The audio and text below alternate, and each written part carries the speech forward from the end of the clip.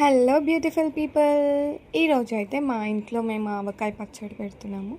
ఇంకా దానికోసం అయితే కావాల్సినవన్నీ మమ్మీ తెచ్చి ప్రిపేర్ చేస్తుంది. ఇంకా సమ్మర్ అంటేనే ఆవకాయ, ఆవకాయ అంటేనే సమ్మర్.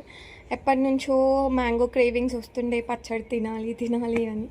అండ్ ఫైనలీ ఇంకో 3 డేస్లో తినొచ్చు, పెట్టేస్తున్నాము.